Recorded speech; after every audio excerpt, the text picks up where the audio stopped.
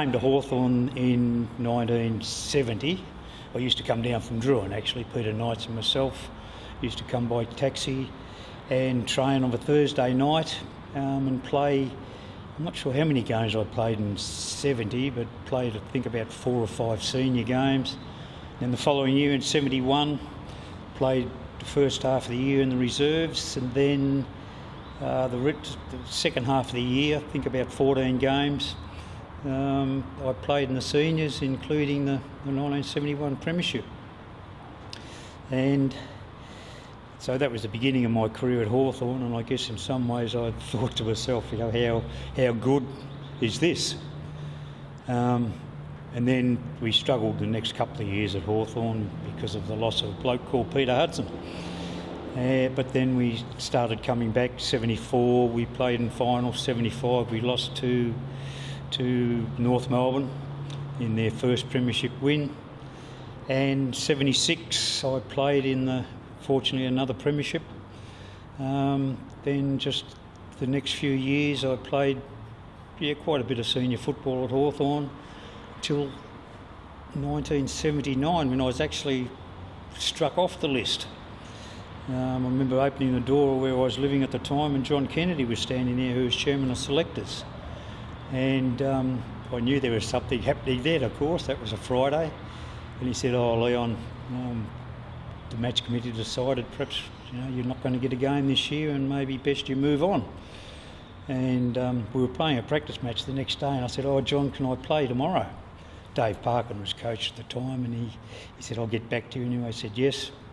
So I played the next day and must have did all right. Or anyway, they didn't strike me off the list. Dave Parkin wanted me to stay around as a bit of a mentor, I suppose. We'd lost a few players over that, senior players that is, over the couple of years leading up to then.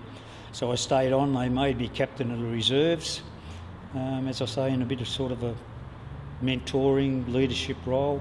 A few of the blokes were coming into the club, the Breretons, the Flintoffs, and I think Dunstall, not that he needed a lot, of course, but a few of the younger blokes just coming into the team. So I stayed around for another, till 1980, and then Alan Jeans came, and I remember going into the pre-season one-on-one meeting with the coach, and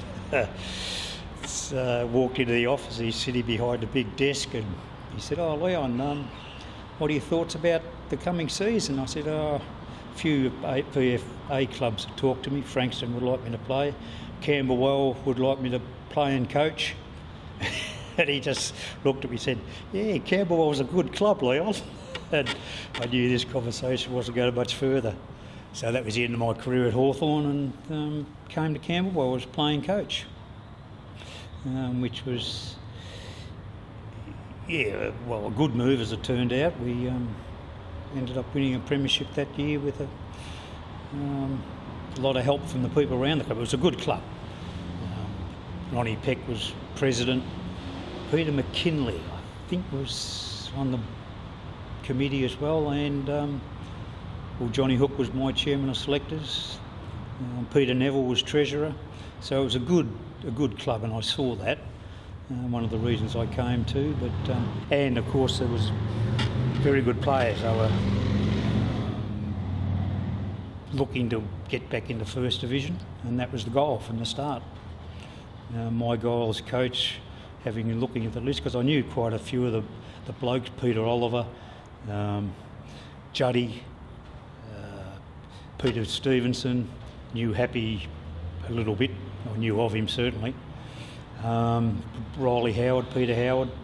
So I knew quite a group of them. I knew they were good blokes and good players. So there was no doubting that the team was quite capable of winning a premiership. And I saw my job at the start of it, not simply, but just to make sure, get the best out of them, and the chances were that we would win the premiership, get back in the First Division. That was the goal.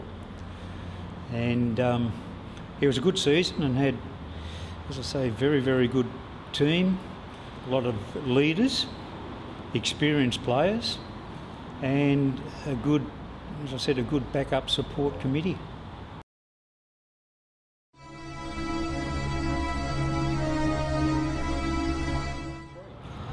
Yeah, when during '81 I was appointed to be coach and captain, and playing. In fact, I didn't become captain. Juddy was captain at the time, so I decided he was the leader and the captain, and he would remain captain. So I came, as I said, as the role primarily was coach, but also as a player. Well, literally, that's what I was being paid for. And one of my, I guess, disappointments after the 2 years was I didn't perform as a player as well as I would have liked to have. Not necessarily because I wasn't capable, but it was my game was built upon just getting to the contest as much as possible, running up and down the ground. That's what I did at Hawthorn. And because I had to take training of a Tuesday, Thursday night, I lost a bit of that ability to be able to run. General fitness, I guess. And couldn't do what, probably I was best at, getting to the ball, getting to the contest, winning the ball and doing something with it. So, as I said, that was a bit disappointing, and I didn't perform as a player. In some ways I'd probably not regret, certainly, but perhaps would have rather have played out my last couple of years as a player and then got into coaching. But anyway, that's what happened.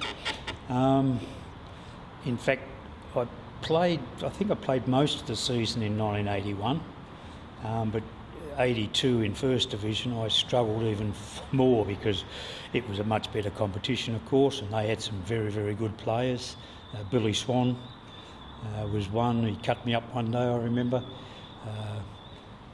Stoney, who played here, he cut me up one day too, and got to about 6 or 7 games to go, and I was on the selection committee, and I must admit I found it hard to pick myself. And a bloke called Gordon Duff, who was a terrific, great assistant, and Johnny Hook was chairman of selectors, and I got the message that perhaps I shouldn't be playing because there were better players at the time or performing better, and I didn't play for the rest of the year.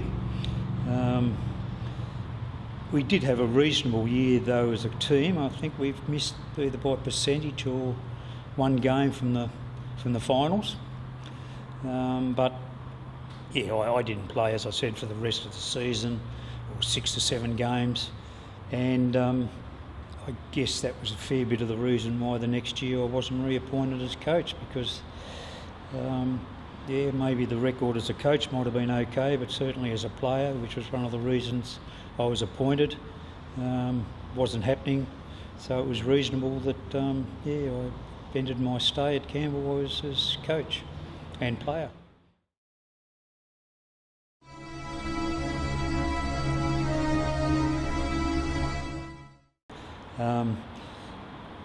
Well, we certainly had a team to win the Premiership that year, and from memory we lost 4 games.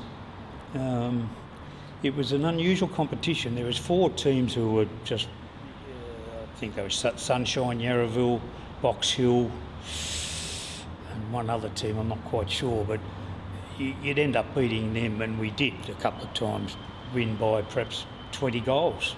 In fact, the first game I coached, we beat Northcote by somewhere near 20 goals. Although again, 6 weeks later they beat us, so it was a bit of a topsy-turvy part of it. But yeah, there was teams who you beat very easily. Other teams, the top 4 teams were us, Waverley, Mordialloc, Williamstown, and maybe Werribee were a pretty good side too. So there were 4 or 5 good sides, 4 or 5 poor sides, and in the middle, teams that could be competitive on the day. So it was, I saw my job as a coach as just to maintain consistency. When one week you go out win by 20 goals and next week have a bit of a battle on your hands. So as a coach, it was getting the best out of the players, certainly, but just maintaining a level of consistency given that some teams were poor, other teams were pretty good. So yeah, we lost 4 games. Leading into the finals, I can remember we were a bit inconsistent as well. Waverley had beaten us about 6 weeks before. We knew they would be vying in the finals. Morty Alec had just beaten us by a kick, I reckon. Well, that was a really nasty game from memory too. It was vicious. We had a big brawl at the end of the game. But then we beaten maybe Yarraville or one of the teams by another 20 goals or something the last game of the season. So it was again it was a bit topsy-turvy leading into the finals. We played Waverley in the second semi and beat them by about 100 points too, I think, from memory. Did it fairly easily. So coming into the grand final, we'd done pretty well against Waverley, who were playing. So again, it was a job to keep the blokes focused on that particular game, forget about what went on in the season. And we did that. Well, that was my planning for the grand final, and fortunately we were never headed. I reckon at half-time we were probably 6 goals up maybe. They'd only scored a couple, if that. So the grand final did pan out pretty well for us. Most of the blokes played well, in fact they all did. So yeah, the season did pan out pretty well. And mind you, it was because of a core of very, very good players. Peter Oliver, Juddy, Neil Chamberlain, and of course the 2 blokes down forward, Happy Hammond and Squeaker Stevenson, were very good. And we had blokes like Greg Spittle out back, and Ross Wright, of course, he was fantastic. And a couple of blokes, Mark Hepworth and Drew Pevitt. In those days, well, still I guess, didn't have wingers, well they do now of course, but didn't have wings, so there was a lot of space between the back line and the forward line. So I introduced a game plan, I guess, that these 2 blokes, Pevitt and Mark Hepworth, ran off the back line. They were very quick players, and the idea was to get the ball, and they ran hard, kicked the ball well, straight down to 2 blokes down forward in Happy Hammond and Peter Stevenson. So that worked very well too. So we had, again, a very, very good team that it would have been extremely disappointing from my point of view, and I'm sure the players, but the club itself, that if we didn't go on and win the Premiership that year, yes, it would have been very, very disappointing. But we did, fortunately, and it was wonderful. It was interesting. It probably gave me as a coach, or being part of that Premiership, more satisfaction than the 2 I played in at Hawthorn. Because I was only I think 18, 19-year-old at Hawthorn, played probably less than 20 games at the club, and win a Premiership. And how good is this? Not how easy, but how good's this? But then, probably 10 years later, to actually have to really work hard as a coach, or certainly as a player, but to work hard and think more about my football, certainly, and do something that was a bit harder than actually winning a Premiership at AFL level. So in terms of satisfaction, yeah, I would say that the Premiership at Camberwell in 81 was more satisfying, and not that I was any better mates with the blokes at Camberwell, because I've still have good mates from Hawthorn days, but had good friendships too with the players, not just as coach, but all good friends, and still are with quite a few of them. Still see them a bit too. I just remember once that we lost this game against Northcote, which we'd beaten by 20 goals about 6 weeks before, and we lost the game. And I remember going to Peter Oliver and saying, "Mate, what do you reckon? We lost our way a bit." He said, "Well, you know what we should do, Rick? We should just get together one night, forget training, go down to the pub and have a few beers together." And in fact, I think we went to the Hawthorn Social Club, and not everybody, but quite a few of us went there, and I'm not sure it really did make any difference, but we went on and started winning games again, or we didn't lose too many more for the year, as I said before. But yeah, just things like that, where someone like Bluey, who were friends enough, I guess, for him to be able to give me some fairly solid advice as a mate, as well as to the coach.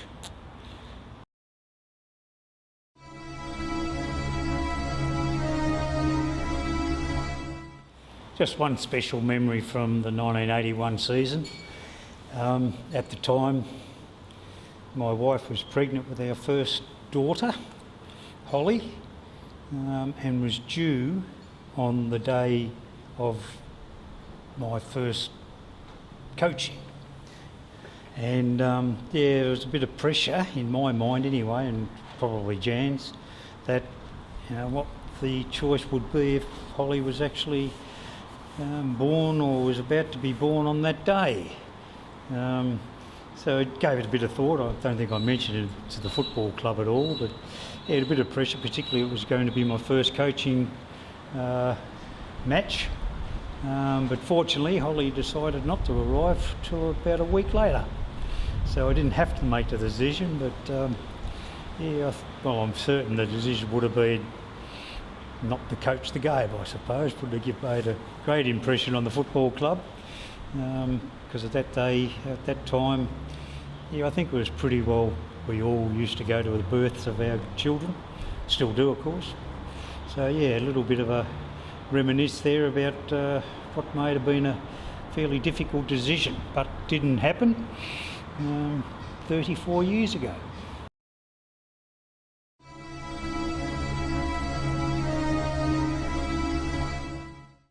The club itself, unfortunately, as we know, disbanded, and that's a shame, because ironically now, I think one of the reasons why it did fall over, so to speak, was because of the lack of younger people in Camberwell Hawthorn area. In those days it was an ageing demographic, so there wasn't too many younger people coming through. But ironically now it's changed around, of course, because there's a different demographic where there are quite a few juniors. So perhaps if it had been in those days as it is now, the club probably would have survived in terms of being able to have more locals playing. But no, the club, even though I was only here for 2 years, it was a bit of a sister club to Hawthorn, of course. There's a few players came to Hawthorn, and a few supporters supported both clubs. So from that point of view, the club certainly meant a lot to me, but being able to be part of a successful club meant a hell of a lot. Just looking out onto the ground now, I must admit it looks a hell of a lot better than it used to be when we played. The centre, I think, it was just about a mud patch from where Spitter played at centre half back, and I used to run around the forward line, and all in between was just a big patch of mud, and also the old cricket pitch, or the practice pitches. That was pretty muddy too, but certainly looking out the ground itself now, of course, I think Scotch College play here now, but the ground itself certainly a hell of a lot better, but just memories of it. It's good, just looking around. We used to get, I'm not sure how many people, I wouldn't have a clue actually, but it brings back memories of both the games and the training, of course, at night. The lights are a little bit better. I remember the lights weren't all that great at training. A lot of us, I think Spitter used to run out of sight pretty easy then, but no, it's just good coming back. You don't tend to do it often, of course, given that there's no game here. It'd be terrific if the club actually still played here, but nonetheless, it's good coming back.